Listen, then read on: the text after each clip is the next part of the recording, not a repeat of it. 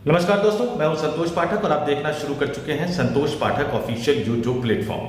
Chandrababu Naidu Telugu Desam Party के मुखिया, आंध्र प्रदेश के मुख्यमंत्री, जिनके 16 सांसदों के बल पर केंद्र की नरेंद्र मोदी सरकार टिकी हुई है, उन्होंने भारतीय जनता पार्टी के एक बड़े खेले को पकड़ लिया है और अब इस खेल से एक और सहयोगी दल के नेता जो परेशान है, बिहार के मुख्यमंत्री, जनता दल यूनाइटेड के नेता नीतीश कुमार, अगर वो भी चंद्रबाबू नायडू के साथ खड़े हो जाते हैं तो फिर केंद्र की नरेंद्र मोदी सरकार के लिए कई तरह की दिक्कतें खड़ी हो सकती हैं। आखिर ये मसला क्या है? नायडू ने किस खेले को पकड़ लिया? किस तरह से भारतीय जनता पार्टी को अल्टीमेटम दे दिया? अब नीतीश कुमार क्या करेंगे? और ये पूरे मसले को लेकर राजनीति किस तरह से गर्माती हुई नजर आ रही है?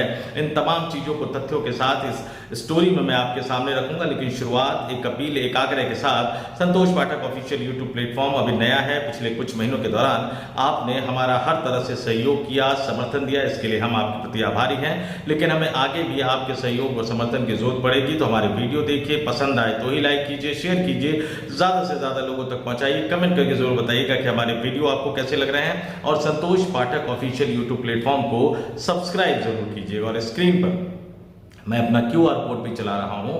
अगर आपका मन करे तो आप उस QR कोड को स्कैन करके छोटी छोटी राशियों के जरिए हम तक अपनी सहायता पहुंचा सकते हैं। अब आते हैं आज के एजेंडे पर। चंद्रबाबू नायडू ने किस तरह से भारतीय जनता पार्टी के खेले को पकड़ लिया, ये बताने से पहले मैं आपको कुछ तस्वीरें दिखाता हूं। दिल्ली दौरे पर आए हुए हैं तेलुगु देशम पार्टी के मुखिया, आंध्र प्रदेश के मुख्यमंत्री चंद्रबाबू नायडू, और बाकायदा अपने सांसदों के साथ, यानी दल बल के साथ, वो केंद्रीय गृह मंत्री अमित शाह के साथ मिलने पहुंचे। इन तस्वीरों को तेलुगु देशम पार्टी ने अपने ऑफिशियल एक्स अकाउंट से, सोशल मीडिया अकाउंट से शेयर किया है। आपके स्क्रीन पर ये मुलाकात की तस्वीरें दिखा रहा हूं मैं आपको। देखिएगा गौर से, एक एक तस्वीर को देखिएगा। चंद्रबाबू नायडू अमित शाह से मिलते हुए नजर आ रहे हैं। चंद्रबाबू नायडू अपने सांसदों के साथ अमित शाह से मिलते हुए नजर आ रहे हैं। और टीडीपी के कोटे से, जो केंद्र की नरेंद्र मोदी सरकार में मंत्री बने हुए हैं, जो आजकल बहुत ज्यादा चर्चा में है, civil aviation minister Ram Mohan Naidu साहब भी इन तस्वीरों में आपको नजर आ रहे होंगे। तो चंद्रबाबू नायडू इससे पहले भी दिल्ली आते थे, कई सांसदों के साथ मिलते थे, लेकिन पूरे दल बल के साथ, तमाम सांसदों के साथ, अमित शाह के साथ मिलना, जिनको भारतीय जनता पार्टी अपना चाणक्य कहती है, इसका एक मतलब और मायना यह भी निकाला जा रहा है कि चंद्रबाबू नायडू एक बार फिर से अमित शाह को अपनी ताकत के बारे में बताते हुए नजर आ रहे हैं कि उनके पास लोकसभा में 16 सांसद है, जिन 16 सांसदों के बल पर उनकी सरकार टिकी हुई है, केंद्र की नरेंद्र मोदी सरकार टिकी हुई है। नरेंद्र मोदी प्रधानमंत्री हैं और उस सरकार में अमित शाह साहब गृह मंत्री हैं। ये बताते हुए एक बड़ा राजनीतिक संदेश देते हुए सीधे सीधे चंद्रबाबू नायडू नजर आ रहे हैं। और ये पूरा मामला क्या है? SIR, मतदाता विशेष पुनरीक्षण अभियान। बिहार में किस तरह से हंगामा मचा हुआ है, विपक्षी राजनीतिक दल कई तरह के आरोप लगा रहे हैं, कई तरह की बातें निकलकर सामने आ रही है, मतदाताओं के नाम काटे जाने की बात निकलकर सामने आ रही है। ये भी कहा जा रहा है कि चुनाव आयोग अपनी सीमा से आगे जाकर अब ये डिसाइड करने में लगा हुआ है कि कौन भारत का नागरिक है या नागरिक नहीं है। नागरिकता डिसाइड करना चुनाव आयोग का काम नहीं है। लेकिन जिस तरह से बिहार में एक राजनीतिक खेल हो रहा था, वो बिहार से दूर बैठे आंध्र प्रदेश के मुख्यमंत्री चंद्रबाबू नायडू को साफ साफ समझ आ गया कि जो SIR अभियान है, जैसे मैंने पहले भी अपनी स्टोरी में कहा था कि बिहार में ये सक्सेसफुल हो गया तो कई अन्य राज्यों में भी इसको दोहराने की कोशिश की जाएगी। तो चंद्रबाबू नायडू, तेलुगु देशम पार्टी को ये समझ आ गया कि बिहार में अगर ये खेला सक्सेसफुल हो गया तो फिर आंध्र प्रदेश में भी चुनाव से पहले इस खेले को किया जाएगा। इसलिए चंद्रबाबू नायडू ने अपने नेताओं के एक प्रतिनिधिमंडल को चुनाव आयोग भेज दिया और चुनाव आयोग में जाकर तेलुगु देशम पार्टी के प्रतिनिधिमंडल ने, तेलुगु देशम पार्टी के नेताओं ने सीधे सीधे कई बातें चुनाव आयोग के सामने रखी। और बाकायदा मैं आपके स्क्रीन पर हेडलाइन दिखा देता हूं आज तक का। उसमें क्या लिखा गया है? वोटर लिस्ट पर बवाल, अब चंद्रबाबू नायडू के सवाल, पढ़े केंद्र सरकार की अहम साझेदार। टीडीपी ने उठाई कौन सी 3 मांग और टीडीपी ने कौन कौन सी मांग उठाई, ये आपके लिए जानना बहुत जरूरी है। नीचे भी मैं आपको दिखा रहा हूं नायडू की पार्टी ने जो एतराज जाहिर किया है, सीधे सीधे कई मसलों पर चंद्रबाबू नायडू की पार्टी ने कहा है, सीधे तौर पर कहा है कि एक तो चुनाव के ठीक पहले ऐसा वोटर लिस्ट सुधार नहीं होना चाहिए। दूसरे, जिनके पास पहले से वोटर कार्ड है उनसे दस्तावेज न मांगे जाएं और चुनाव आयोग SIR जैसी प्रक्रिया के बहाने नागरिकता तय करने जैसे फैसले तो बिल्कुल ना करे। और दुर्भाग्य से चुनाव आयोग यही बिहार में करता हुआ नजर आ रहा है। तो चंद्रबाबू नायडू ने बिहार में चल रहे SIR की पूरी प्रक्रिया से सीधे सीधे नाराजगी जाहिर कर दी है।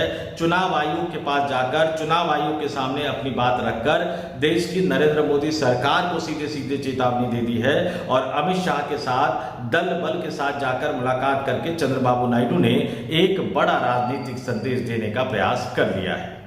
चंद्रबाबू नायडू की पार्टी तेलुगु देशम पार्टी ने चुनाव आयोग से क्या मांग की है, थोड़ा सा और विस्तार से मैं आपके सामने रख देता हूं। ये जानना, ये समझना बहुत जरूरी है। तेलुगु देशम पार्टी ने कहा कि जो SIR की प्रक्रिया है, इसे किसी भी बड़े चुनाव के 6 महीने के भीतर नहीं कराया जाना चाहिए। बिहार में अक्टूबर नवंबर में तय समय पर चुनाव होना है। सितंबर के पहले सप्ताह में चुनाव आयोग, संभावना इस बात की चुनाव आयोग की तारीखों का ऐलान कर सकता है। और ये शुरू कब किया गया? जून जुलाई में किया गया, आनंद फानन में शुरू किया गया। कई तरह की बातें कही गई, कई तरह की शर्तें लगाई गई, कई तरह की शर्तें थोपी गई। बाद में चुनाव आयोग अपने स्टैंड से बदलता हुआ नजर आया, लेकिन TDP ने साफ कह दिया कि चुनाव की तारीखों का जब ऐलान होना है या संभावित चुनाव की तारीख होगी, उससे 6 महीने से पहले नहीं होना चाहिए। यानी बिहार के SIR मॉडल को तेलुगु देशम पार्टी पूरी तरह से गलत बताते हुए नजर आ रही है, खारिज करते हुए नजर आ रही है। और इसके साथ ही तेलुगु देशम पार्टी ने क्या कहा कि नवीनतम मतदाता सूची में पहले से नामांकित मतदाताओं को अपनी पहचान पुनः स्थापित करने की आवश्यकता नहीं होनी चाहिए। पार्टी के एक प्रतिनिधिमंडल ने निर्वाचन आयोग यानी चुनाव आयोग से कहा है कि SIR का उद्देश्य स्पष्ट रूप से प्रभावित होना चाहिए। जो चुनाव आयोग अभी तक नहीं बता रहा कि जो SIR वो करवा रहा है, विशेष मतदाता पुनरीक्षण अभियान जो वो चला रहा है, उसका असली उद्देश्य क्या है। और इसके साथ ही तेलुगु देशम पार्टी ने यह भी कहा कि साथ ही मतदाता सूची में सुधार और समावेशन तक ही सीमित होना चाहिए। यह स्पष्ट रूप से सूचित किया जाना चाहिए कि यह अभ्यास नागरिकता सत्यापन से संबंधित नहीं है और किसी भी क्षेत्र निर्देश में यह अंदर प्रतिबिंबित नहीं होना चाहिए। यानी सीधे सीधे तेलुगु देशम पार्टी ने वो तमाम बातें कह दी जो चुनाव आयोग बिहार में SIR में कर रहा है। तो चंद्रबाबू नायडू साहब को समझ आ गया कि ये खेला आंध्र प्रदेश में उनके साथ भी किया जा सकता है। और अचानक TDP बिफरी नहीं है। अचानक TDP ने, तेलुगु देशम पार्टी ने चुनाव आयोग से जाकर मुलाकात करके अपना एजेंडा सामने रखा नहीं। कई सारी बातें, कई तरह तथ्य, जिस तरह से आंध्र प्रदेश में पवन कल्याण जो कि उप मुख्यमंत्री हैं, जनसेना पार्टी के मुखिया हैं, उनको उभारने की कोशिश की जा रही थी। एक हिंदूवादी नेता के तौर पर उभारने की कोशिश की जा रही थी। उसके बाद चंद्रबाबू नायडू साहब को अपने बेटे को, जो उनकी सरकार में मंत्री हैं, उन्हें महाकुंभ में प्रयागराज भेजना पड़ा, काशी विश्वनाथ भेजना पड़ा, बाबा की धरती पर बनारस भेजना पड़ा, पूजा अर्चना करते हुए नजर आए। वो फोटो बाकायदा सोशल मीडिया से प्रचारित और प्रसारित की गई। तो आंध्र प्रदेश की घरेलू राजनीति में एक तरह से जो घेरेबंदी करने की कोशिश की जा रही है, अब उनको समझ में आ गया कि SIR इसका दूसरा चरण है। इसलिए तेलुगु देशम पार्टी ने सीधे सीधे इसके खिलाफ मोर्चा खोल दिया। चुनाव आयोग के पास भी जाकर इसके बारे में सीधे सीधे अपनी राय, स्पष्ट तौर पर नकारात्मक राय रख दी है कि ऐसा तेलुगु देशम पार्टी नहीं चाहती। और मंगलवार को तेलुगु देशम पार्टी के मुखिया चंद्रबाबू नायडू ने खुद गृह मंत्री अमित शाह से मुलाकात की। हालांकि इसका एजेंडा बताया जा रहा है कि राज्य की परियोजनाओं पर बातचीत हुई, राज्य के विकास से जुड़ी परियोजनाओं पर बात हुई। तेलुगु देशम पार्टी के नेता और पूर्व केंद्रीय मंत्री अशोक गणपति राजू को जो हाल ही में गोवा का राज्यपाल बनाया गया, इसके लिए चंद्रबाबू नायडू ने धन्यवाद कहा। लेकिन नेताओं के बीच में जब मुलाकात होती है, मुलाकात को लेकर जो आधिकारिक तौर पर खबर आती है, असली खबर वो खबर होती है जो बताई नहीं जाती। तो अगर तेलुगु देशम पार्टी के प्रतिनिधिमंडल ने चुनाव आयोग से जिस तरह से जाकर अपनी बातें रखी हैं, तो जाहिर सी बात है कि चंद्रबाबू नायडू ने इन तमाम बातों को देश के गृह मंत्री अमित शाह के सामने भी रखा होगा। यानी चंद्रबाबू नायडू सीधे तौर पर अड़ गए हैं कि जो SIR आप चला रहे हैं, जो SIR आपकी चुनाव आयोग चला रही है, वो पूरी तरह से गलत है। जाहिर तौर पर आंध्र प्रदेश में ये मसला चुनाव के समय आएगा, लेकिन चंद्रबाबू नायडू चूंकि राजनीति की बारीक समझ रखते हैं, तो वो भारतीय जनता पार्टी के खेले को समझ गए हैं। लेकिन ये जो SIR का खेला हो रहा है, वो बिहार की धरती पर हो रहा है। नीतीश कुमार साहब पता नहीं इसको समझने को तैयार है या नहीं, जनता दल यूनाइटेड इसको समझने को तैयार है या नहीं, लेकिन सीट बंटवारे को लेकर जो पेच फंसा हुआ, मैंने अपनी एक अलग स्टोरी में भी आपको बताया था कि जिस तरह से चिराग पासवान, उपेंद्र कुशवाहा, जीतन राम मांझी घेरेबंदी करते हुए नजर आ रहे हैं। नीतीश कुमार ने सीधा सीधा संदेश दे दिया, अपने नेताओं की फौज को उतार दिया चिराग पासवान और भारतीय जनता पार्टी को सीधा सीधा राजनीतिक संदेश देने के लिए। और किस तरह से चिराग पासवान की आलोचना कर रहे हैं अब जनता दल यूनाइटेड के नेता, ये मैं अपनी स्टोरी में आपको बता चुका हूं। और इसके साथ ही 273 243 सभी 243 विधानसभा सीटों पर प्रभारियों की नियुक्ति करके भी नीतीश कुमार ने एक बड़ा संकेत दे दिया है।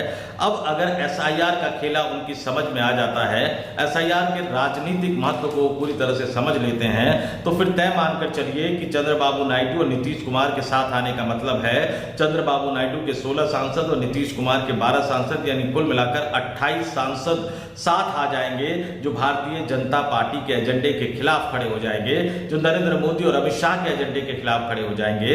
तो फिर मोदी सरकार के लिए कई तरह की मुश्किलें खड़ी हो जाएंगी। मैं ये कतई नहीं कह रहा कि समर्थन वापसी हो जाएगी या सरकार गिर जाएगी, लेकिन 21 जुलाई से जो संसद का मानसून सत्र शुरू हो रहा है, कांग्रेस पार्टी और इंडिया गठबंधन में शामिल तमाम राजनीतिक दल जिस तरह से भारतीय जनता पार्टी, खासतौर से प्रधानमंत्री नरेंद्र मोदी, गृह मंत्री अमित शाह, रक्षा मंत्री राजनाथ सिंह, विदेश मंत्री एस जयशंकर को घेरने की कोशिश कर रहे हैं, ऐसे माहौल में संसद के अंदर, संसद के दोनों सदनों के अंदर, लोकसभा और राज्यसभा के अंदर भारतीय जनता पार्टी को अपने दोनों सहयोगी दलों तेलुगु देशम पार्टी और जनता दल यूनाइटेड के सहयोग और समर्थन की जरूरत है। लेकिन चंद्रबाबू नायडू और नीतीश कुमार अगर दोनों साथ आ जाते हैं, ये 28 सांसद अगर सरकार के समर्थन में सदन के अंदर खड़े नहीं होते हैं, तो फिर सरकार के लिए कई तरह की दिक्कतें खड़ी हो जाएंगी। और इसलिए मैंने कहा कि चंद्रबाबू नायडू ने अपना इरादा साफ कर दिया, अपना इरादा स्पष्ट कर दिया, और अगर नीतीश कुमार भी इसके साथ खड़े हो जाएंगे तो फिर मोदी और शाह की जोड़ी के लिए कई तरह की नई दिक्कतें खड़ी हो सकती है। देखते हैं चंद्रबाबू नायडू ने जो मांग की है, चुनाव आयोग इस पर आगे बढ़कर क्या कहता है, और बिहार की राजनीति में जनता दल यूनाइटेड और नीतीश कुमार की तरफ से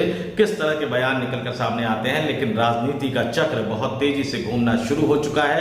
कब कौन क्या करने वाला है, इसका अंदाजा लगाना अब धीरे धीरे थोड़ा मुश्किल होता जा रहा है, क्योंकि हर राजनीतिक दल को, विरोधी राजनीतिक दल तो छोड़िए, भारतीय जनता पार्टी के सहयोगी राजनीतिक दलों को भी, एनडीए गठबंधन में शामिल राजनीतिक दलों को भी अब भारतीय जनता पार्टी के एजेंडे से कई तरह की दिक्कतें होने लगी हैं। तो इस वीडियो में इतना ही। मुझे यानी संतोष पाठक को दीजिए इजाजत। वीडियो पसंद आए तो लाइक कीजिए, शेयर कीजिए, ज्यादा से ज्यादा लोगों तक पहुंचाइए, कमेंट करके जरूर बताइएगा ये वीडियो आपको कैसा लगा। और हाँ, संतोष पाठक ऑफिशियल यूट्यूब प्लेटफॉर्म को सब्सक्राइब करना मत भूलिएगा। नमस्कार।